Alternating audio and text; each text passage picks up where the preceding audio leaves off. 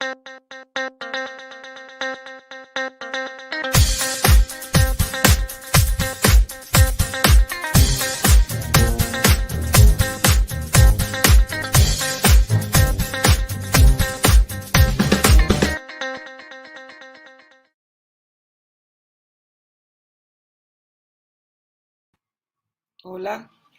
bienvenidos a Charlas con Juan. Hoy tenemos la sorpresa del cambio de entrevistador.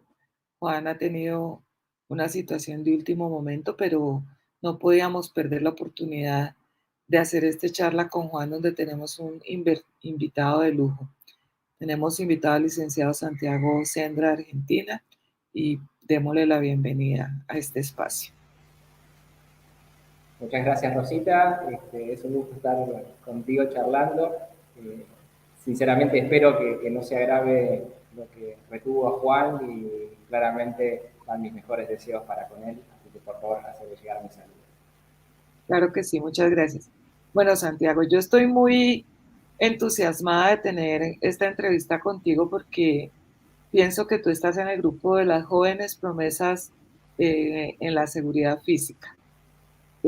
Pero en Charlas con Juan nos gusta saber mucho de ti, o sea, dónde vives, qué te gusta hacer. Cuéntanos un poquito de tu vida por fuera de la seguridad física. Bueno, por fuera de la seguridad física, yo vivo en un lugar que se llama Nirihuau, que está muy cerquita, a unos 25 kilómetros de la ciudad de San Carlos de Bariloche. Aquellos que hayan tenido la fortuna de conocer Bariloche, está muy cerca. Es un lugar maravilloso. Nirihuau es un lugar de estepa. Vivo con mi señora, tengo 4 gatos y una perra. Y sin duda creo que lo que que nos ha llevado a ambos a vivir ahí, a la búsqueda de tranquilidad, un poco de paz mental.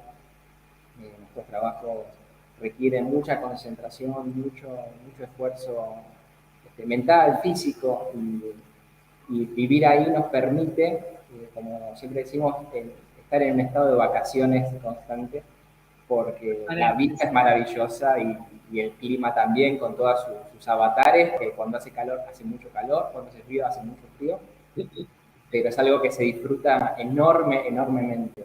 Es algo que recomiendo a todos aquellos que estén buscando un lugar para vivir más tranquilos, que busquen ese tipo de espacios, porque permiten abrir la mente de una manera increíble. Quienes conocemos tu hermosa ciudad, seguramente no necesitamos estar muy motivados, por lo menos envidia sentimos de tu situación. Preparando este encuentro contigo, a mí me llamó mucho la atención tu formación básica. Veo que tu título de base es licenciado en seguridad y seguramente me llama la atención porque creo que no es una carrera muy común, digamos, en otros países de la región, que la gente se prepare específicamente y obtenga como este título específico en esto. Cuéntanos un poquito cómo va eso, o sea, cómo son los contenidos, qué tan difícil es acceder a eso, porque estoy segura que muchos de nuestros estudiantes jóvenes podrían tener interés en seguir esa misma ruta, ¿no? Bien, la carrera de licenciatura en seguridad es de la Universidad de la Policía Federal Argentina. Comienza principalmente a formar elementos de la Policía Federal Argentina y a partir del año 98 aproximadamente se abre a la comunidad civil también. En ese nuevo programa tengo el gusto de participar y sinceramente es un programa extremadamente complejo y completo. Requiere muchas bases de lo que es la seguridad en todo su ámbito, porque por ahí en la industria nuclear decimos protección física, pero para los que estudiamos seguridad, la protección física es solo una pequeña parte de ese universo. Y la licenciatura en seguridad pasa por las bases de la seguridad en su conjunto. Vemos temas de psicología, luego pasamos a la psicología criminal, tenemos sociología, de la parte empresarial, todo, desde cómo es una administración de empresas hasta cómo conformar las nuevas tendencias, nuevas tecnologías, tenemos laboratorios, se ve criminalística, Es algo realmente recomendable para todos aquellos que quieran cursarla. Y gracias al ímpetu del Instituto Universitario de la Policía Federal Argentina, otras universidades también abrieron carreras muy similares que en la gran mayoría de los casos tienen que ver con seguridad ciudadana, pero cuando uno ve los programas de estudio son muy similares, entonces Claro, cualquiera de las universidades que las brindan son muy buenas porque son, digamos, programas muy estudiados y que tratan de preparar al civil, sobre todo, para trabajar en el ámbito privado y en el ámbito público conjuntamente con las fuerzas de seguridad y Fuerzas Armadas. La verdad que es una experiencia maravillosa y claro, me ha permitido vivir el mundo. tiene, y tiene la ventaja comparativa que es en español, ¿no? Porque Exactamente. hay programas equivalentes, muchos en Estados Unidos y pues digamos que nuestra región no es fuertemente bilingüe, entonces abre también otra posibilidad. Pero una vez tú terminas eso, ¿cuál es tu momento cero en que tú dices, a mí me interesa trabajar con materiales nucleares y radioactivos? O sea, ¿cómo tomas como la decisión de tomar esta especialización hacia nuestro lado, hacia el lado bueno de la fuerza? Mira, te voy a contar la verdad. Yo he escuchado a muchos profesionales de la industria nuclear que dicen, no, yo desde que era pequeño quería trabajar en la industria nuclear y realmente no fue mi caso. Sí, Eh, yo trabajé en empresas multinacionales de telecomunicaciones, he trabajado en hotelería, siempre en la seguridad, pero en hotelería. He trabajado en INVAP, que es una empresa de desarrollo de tecnología acá de Bariloche, sí. y un día empecé a trabajar en el centro atómico, asistiendo un poco en las bases de la seguridad al grupo de protección física que había en ese momento, y me di cuenta, primero, que me encantaba, porque no lo entendía, principalmente, era algo que me llamaba mucho la atención. Y hay algo que yo no puedo hacer y es que cuando veo algo que no entiendo, quedarme quieto, es algo que no, sinceramente no puedo hacer. Entonces empecé a buscar cómo podía tomar ese conocimiento sin esperar la cantidad de años que por ahí otros físicos habían tomado, muchos egresados del Instituto Balseiro. Yo no tenía esa posibilidad, entonces empecé a buscar un poco y descubrí a WINS, que como sabés soy el embajador para Argentina en este momento, que es el World Institute for Nuclear Security, y un poco ese fue mi puntapié inicial, me pude certificar y de ahí se abrieron las puertas de un montón de lugares. Incluso yo hice los módulos de isótopo que realmente los recomiendo, pero Gracias. buscando conocimiento Claro. para terminar de entender un poco lo que era la industria nuclear. Eso fue la parte de seguridad, pero además tuve que estudiar un poco de protección radiológica. Uno no puede cuidar lo que no conoce, no puede amar lo que no conoce. Además, digamos que la tendencia es trabajar la interfaz entre la protección radiológica y la protección física y entender cómo unos sistemas sirven y potencializan a los otros, ¿no? Entonces esa digamos que es como la ruta correcta o por lo menos la actual porque sabemos que el mundo da muchas vueltas. Entonces un poquito hemos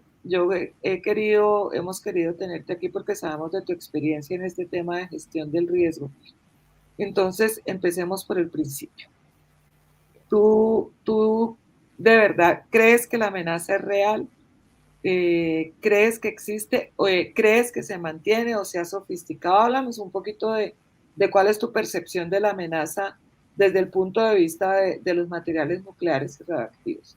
La amenaza como término es muy amplio. Eh, les estoy sincero, creo que hay amenazas que son más improbables que otras. Uno no debería nunca descartar ningún escenario, sí prepararse para el más probable, pero sin duda creo que el método diferenciador que hay en este último tiempo, sobre todo, y especialmente luego de la pandemia, que obligó a mucha gente a estar en sus casas, a mucha gente a investigar cosas que no conocían, Se abrieron institutos virtuales donde uno puede estudiar ingenierías prácticamente.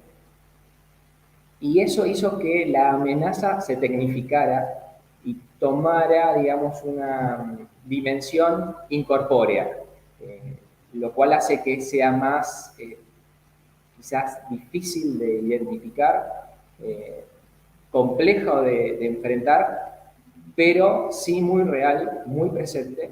Y los profesionales de seguridad, y en esto voy a ser sincero, de los profesionales de seguridad nuclear que tienen que ver con la protección física, la protección radiológica y la salvaguarda, esto es básico que trabajemos en equipo, no hay forma de llevar adelante un estudio serio, una defensa seria, una protección seria de los elementos radiactivos si no trabajamos en equipo.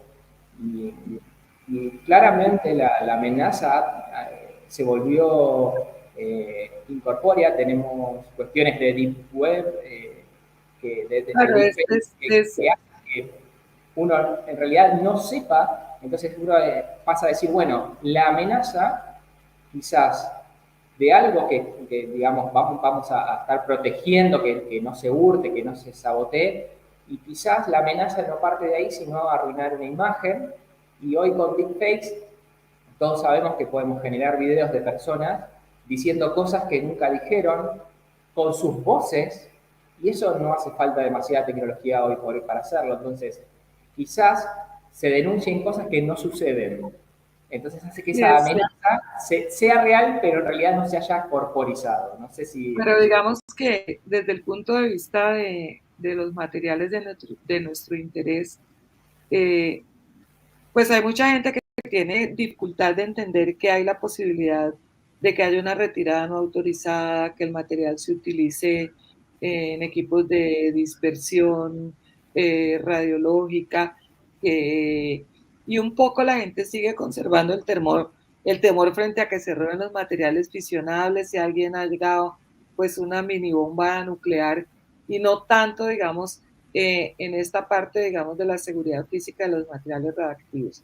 Entonces, que creo que ha sido en algunos momentos del desarrollo de este tema una de las dificultades para implementar sistemas efectivos, porque la gente al tener baja credibilidad en la amenaza, pues obviamente tiene una baja cultura de seguridad frente al tema.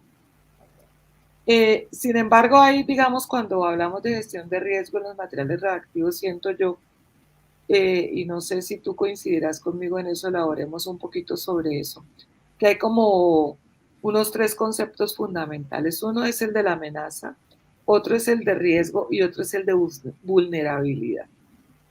Entonces, a mí me gustaría, en beneficio de nuestros estudiantes, que pudiéramos aplacar, como aclarar un poco la diferencia entre esos tres conceptos, porque son fundamentales en el momento en que tú diseñas un sistema de seguridad física de una instalación. Sin duda, como vos lo dijiste, la amenaza es el primero de esos elementos, es el elemento base de todo nuestro estudio. Vamos a estar siendo antagonistas de esa amenaza. Eso es con lo que nos vamos a tener que preparar para enfrentarla. Por eso es importantísimo que sepamos identificarla. Uno no puede luchar contra todo a la vez, o sea, el universo de posibilidades es muy grande, entonces uno debería identificarlas. Para eso la industria nuclear tiene distintos métodos. Tenemos la amenaza base de diseño, cuando estamos planificando desde la base, inclusive cuando los reactores todavía son teóricos. Después tenemos la defensa en profundidad para ese tratamiento de amenazas. Pero, por ejemplo, la amenaza base de diseño, que es una amenaza que va de la general, de las posibilidades del universo, de antagonistas, a una cuestión muy puntual. Y es increíble que cuando uno trabaja, como digo, de manera multidisciplinaria, y esto me quiero referir a todos los que se pueda, incluimos en distintas etapas, pero podemos incluir no solamente a la gente de seguridad nuclear, o sea, los tres espacios que dije antes, a las fuerzas de seguridad, a las fuerzas federales, a las fuerzas armadas en algún punto, porque son, por ejemplo, en Argentina son los que van a prestar apoyo logístico si se necesita, protección civil, obviamente a la parte política de la región, pero también es importante incluir al público, y es algo que no se suele hacer. y está muy mal, porque el público es un protagonista dentro de nuestra planificación de la amenaza. Entonces, quiero hacer mucho énfasis en esto. Cuando uno tiene todas estas personas, o estos representantes en una mesa, puede ir planificando cierta amenaza. Claramente hay ciertos puntos que van a ser secretos y hay que tener una necesidad de conocer esa información para estar presentes. Pero es invaluable la opinión de cada uno de ellos para identificar esa amenaza. Y con específico, vos sabés, Rosa, que podemos hablar de un grupo armados con AK-47 sobre una camioneta Ford F-100 que entran a 100 kilómetros por hora. Así de específico es. Y así de específico es el planeamiento que desarrolla la gente de seguridad nuclear contra esa amenaza. Obviamente uno no descarta el resto, pero puede concentrar todos sus medios en una determinada amenaza, en un determinado antagonista. Esto hace que cuando efectivamente se presente, estemos mejor preparados. Por eso es Claro, sumamente pero importante que sea importante. Sí, pero perdón. tú en la amenaza, obviamente consideras cuáles serían los blancos de interés, cuáles serían, digamos, los grupos que estarían, o sea, los adversarios, tanto internos como externos. Digamos, todo eso es lo que tú harías en una evaluación de la amenaza a base de diseño.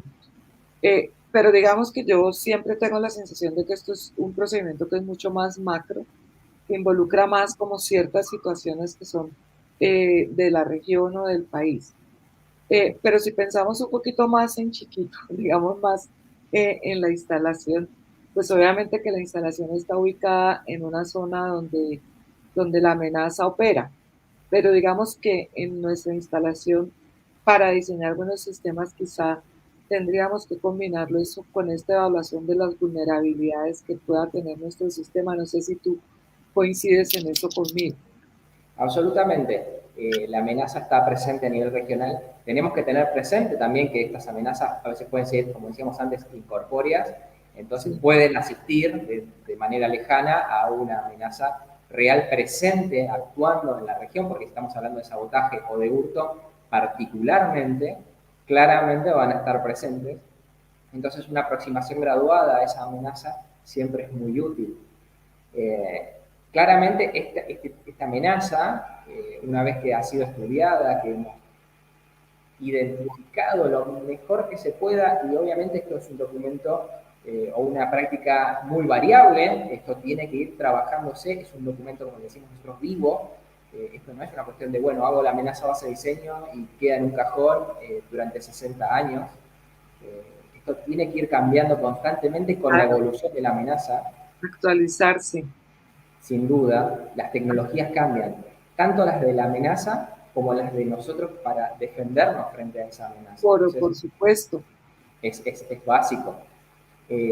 Nos da el segundo elemento que decías, que era el riesgo, que Sí, es esa probabilidad que existe de que efectivamente la amenaza logre su cometido cuando nosotros estamos desarrollando actividades. Ustedes saben que el riesgo es una cuestión inherente a la naturaleza general. Algunos dicen a la naturaleza humana y a sus actividades, pero el riesgo es absoluto en toda la creación. Entonces es algo que en algún punto es muy instintivo también. Hay una vieja historia que cuenta esta noción de riesgo o esta noción de amenaza y de cómo responder nace de cuando el Australopithecus caminaba hace 4 millones de años en la sabana y empieza a ver que una sección del pasto de sabana se empieza a mover. Entonces ahí se da cuenta que si huye puede sobrevivir el 100% de las veces. Puede que se equivoque, porque no, por ahí no era un depredador, sino que era el viento, pero si se queda y se equivoca, se muere. Entonces, esa noción del miedo de pasado al riesgo, eventualmente, como término, nos trae, digamos, a nuestra naturaleza. Por eso coincido en lo que vos decís, que esto es una cuestión mucho más macro de lo que pensamos. Y por eso agradezco, por ejemplo, a la licenciatura en seguridad de haberme dado las bases en psicología criminal, para entender que a veces los sistemas no son solamente un cálculo en un papel, sino que juegan un montón de cuestiones mucho más de ciencias blandas que de Ah, ciencias duras. volviendo al tema del riesgo, de todas maneras, es importante para nuestra audiencia que obviamente el riesgo combina dos cosas que son claves. Tú has mencionado una que es la probabilidad, ¿cierto? La probabilidad de ocurrencia de esto, pero que obviamente eso genera otra palabra que siempre tenemos que considerar que es una consecuencia. Exactamente. Entonces, digamos, el manejar el riesgo sería, como dicen en una canción de salsa, la combinación perfecta entre la probabilidad y Y la la seguridad. consecuencia. Sí. Evaluar esas dos cosas le permite a uno gestionar mejor el riesgo. ¿Tú consideras eso? Sin duda, Poner barreras, no sé. uno puede operar, si uno pusiera estos dos elementos sobre la mesa, uno pudiera operar sobre cualquiera de los dos. Es decir, tratar de disminuir la probabilidad de que ese riesgo se genere, ¿sí? De que no se convierta en un peligro inminente para la instalación, con un montón de técnicas distintas. ¿Sí? Esto tiene que ver con toda la defensa en profundidad, desde la disuasión hasta la detección, ayudan a esta disminución del riesgo, pero también sobre las consecuencias. Digamos, si efectivamente se presenta la amenaza y yo logro detectarla y puedo justamente aplicar las otras dos espacios, que era la respuesta, el retardo y la respuesta dentro de esa defensa en profundidad, yo puedo disminuir dentro de lo posible las consecuencias para que no lleguen hacia el lugar. Y en última instancia, si yo estoy considerando que no tengo los medios para enfrentar una amenaza de esa característica, bueno, entonces tendré que pensar si conviene tener todos los elementos combustibles, las fuentes y demás en un solo lugar, si conviene tener uno, dos, tres espacios diferentes, qué medio puedo aplicar para que si fallo, la consecuencia de ese fallo no sea catastrófico, no sea Claro. catastrófica. Entonces, ahí Mira, está, digamos, un poco la expertise del equipo de seguridad. y, digamos, el tema de gestión del riesgo es uno de los 12 elementos esenciales de un régimen de seguridad física nuclear de un país. Eh, y lo que pide ese elemento es que tú gestiones tus sistemas haciendo esa valoración de los riesgos. Sin embargo, también te plantea como un par de vías en las que tú, a través de las cuales tú puedes controlar los riesgos. La primera está muy de moda, es, digamos, el pensar en otras metodologías o en otros radioisótopos. Y digamos, ese es un tema que es ahorita, sí, muy de moda, very trendy. Y es, digamos, la sustitución de las fuentes de radiación por otras tecnologías. El ejemplo pues más claro son los irradiadores, los autoblindados pequeñitos de cesio o incluso los irradiadores, como se llaman en Brasil, de gran porte, que son los irradiadores de cobalto 60 y se sustituyen por parques de aceleradores, por electron beam o rayos X. ¿Qué opinión te merece a ti eso? O sea, ¿tú crees que efectivamente esa pueda ser una solución muy eficiente en el tema de la seguridad física de los materiales? Sí, ¿Tienes yo una creo, opinión sobre eso? sí, sin duda. Yo creo que en principio va a tomar un tiempo para que se puedan aplicar todas las nuevas tecnologías, llevan un tiempo prudencial. Eh, por suerte está siendo ese tiempo cada vez menos, estamos viendo avances en tecnología que antes pensábamos que podía llegar a ocupar 20, 30 años y hoy ya estamos teniendo en 5 años. Mm, Por lo tanto, como profesional de seguridad diría, fantástico, esto va a ser una realidad, va a traer muchas ventajas a la protección física nuclear, pero no bajemos los brazos porque en el medio, entre el momento en el que estamos y en el que vamos a estar, es un momento difícil, es un momento de transición, con lo cual tiene unas dificultades muy particulares. no, Eventualmente, yo comparto tu opinión, ¿no? Y pienso que además tiene, pues que es una doble ventaja, incluso desde la seguridad física, y es la reducción de desechos radiactivos y la seguridad cuando ya, digamos, una instalación y al final un país no tiene que enfrentar eso. Otra vía, de, digamos, de reducción del riesgo que plantea el Organismo Internacional de Energía Atómica en sus guías, y es que la probabilidad, digamos, de materialización de un riesgo, eh, pues está basada, digamos, en el tipo de amenaza, en la amenaza interna, en la motivación, en la atractividad del material.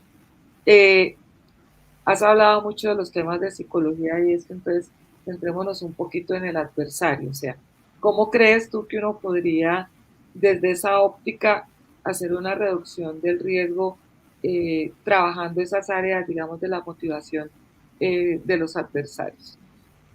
Bien, en principio, y es algo que desgraciadamente eh, hemos heredado de una época en la que la energía nuclear era secreta y todo el mundo tenía su propia tecnología y no se podía compartir.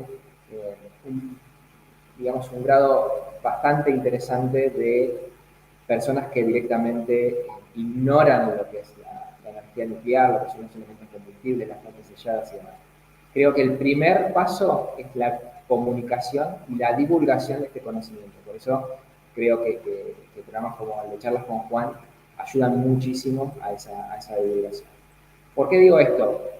Porque en principio un adversario externo podría pensar de que un elemento radioactivo es sumamente atractivo porque ha escuchado que puede hacer una bomba sucia o que hasta podría hacer una bomba nuclear e intentar robar ese elemento sabiendo que algunos están autoprotegidos o tratar de hacer algún tipo de daño por su mera ignorancia.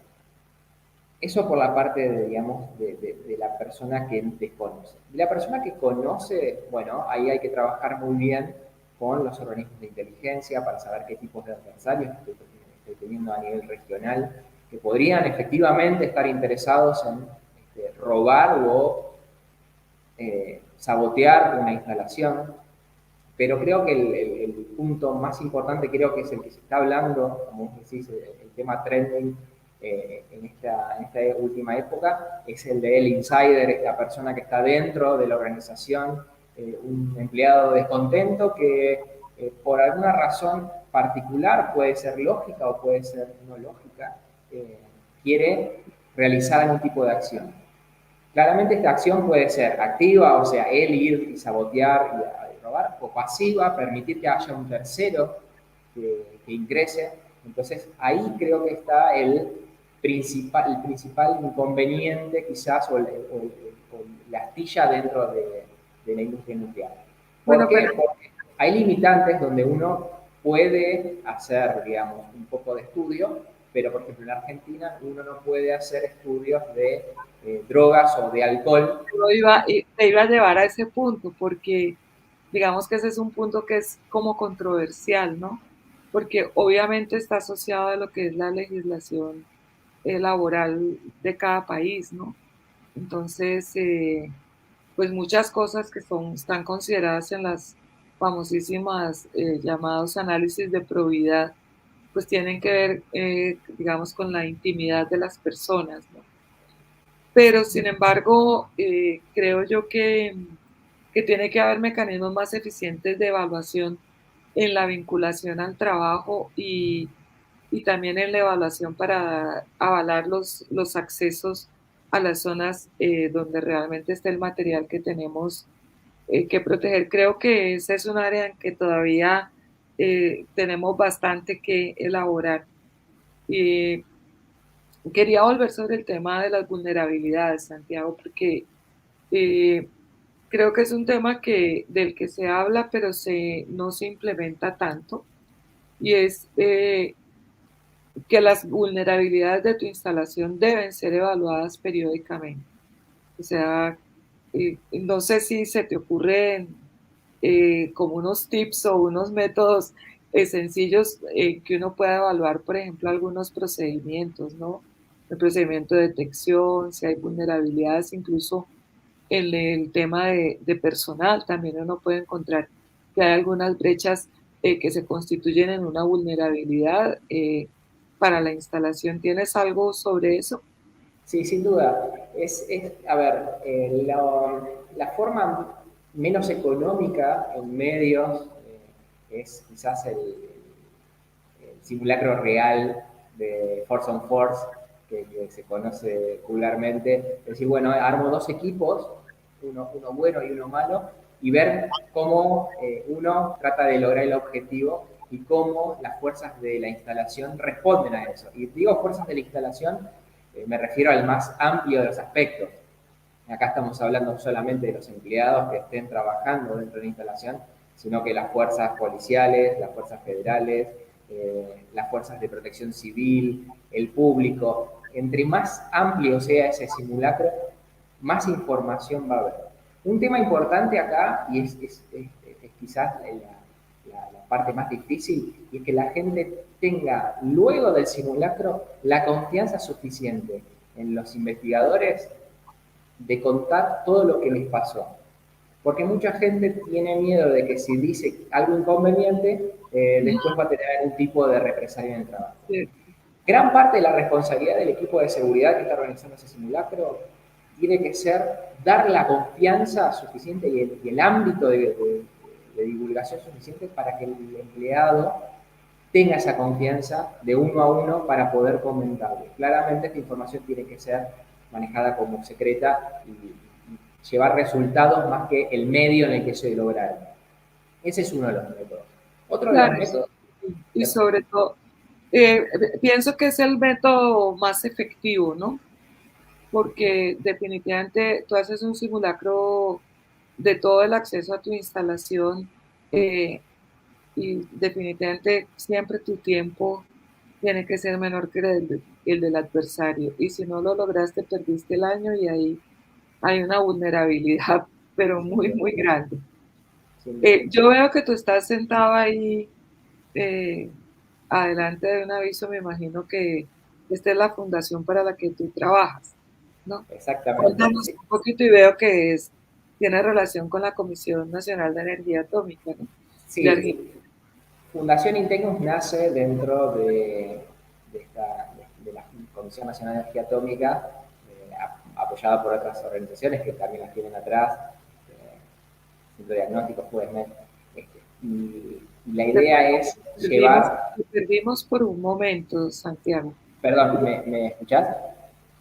Ya te escucho, Bien, pero me te voy a correr un perdimos. segundito. Entonces te digo, Exacto, te Fundación de perdimos cuando Diagnóstico. nos contabas que era la Bien. Fundación Integrus. Fundación Integnus nace dentro de la Comisión Nacional de Energía Atómica, apoyada por el Centro del Diagnóstico y por FUESMEN, que son dos organizaciones también que se dedican a la medicina nuclear, con muchísimos años de experiencia. Esto es increíble lo que saben estas dos organizaciones. Y CONEA, la Comisión Nacional de Energía Atómica, lo que dice es, bueno, yo presto también mi conocimiento científico y juntos podemos hacer una diferencia dentro de lo que es el tratamiento oncológico. Entonces, Integnus es una fundación que desarrolla conocimiento científico, analiza a las personas que pueden llegar a tener un tipo de problema oncológico y hace el tratamiento. Y además analiza la tecnología con la que está haciendo. Entonces, hace todo un circuito muy, muy interesante y muy completo y complejo del problema de cáncer en la sociedad, que lleva a que sea, digamos, una institución de vanguardia. La verdad que es un gusto trabajar acá. Yo pertenezco a la Comisión Nacional de Energía Atómica y dentro de la Comisión Nacional de Energía Atómica presto servicios también en Fundación Integrum, Son, que está son dentro del Centro Atómico Bariloche. Entonces Son es un actividades que placer, cambian el mundo, ¿no? Realmente, sin duda. cuando se dedica uno a eso. Bueno, estamos llegando al final de este programa. Yo espero que la vida nos dé la oportunidad de entrevistarte por mucho tiempo. Yo seguramente estaré siguiendo tu recorrido en esto. No sé, ¿quieres despedirte dejando un mensaje para nuestra audiencia? Bueno, tienes ahí el espacio para que nos cuentes. Te lo agradezco. En principio, nada, agradecer porque uno es quizás el fruto del esfuerzo de mucha gente. Y además dejar en claro que la base de que la energía nuclear haga esa diferencia positiva en el mundo es la divulgación. Tenemos que hacer conocer a la gente qué es la energía nuclear, que no es una bomba nuclear, que no es para hacer daño, sino que es la tecnología que nos va a permitir hacer el salto generacional en el desarrollo de conocimiento científico, en el desarrollo de energía que necesita cualquier sociedad para vivir en un mundo incierto, pero que queremos que sea habitable por Seguro. mucho, mucho tiempo más. Así que agradezco el espacio y por favor, repito, hacer llegar mis saludos a Juan, que agradezco muchísimo el espacio que me ha brindado. Muchas gracias, Santiago. Que pases buena tarde. Bueno, hemos llegado al final de nuestro programa del día de hoy. Creo que hemos tenido un invitado de lujo. Si ustedes quieren hacer comentarios adicionales o preguntas que crean que Santiago puede resolver, pueden hacérnoslas llegar y nosotros se las transmitimos. Eh, no se pierdan nuestro próximo charlas con Juan, que va a estar muy interesante. Buena tarde para todos.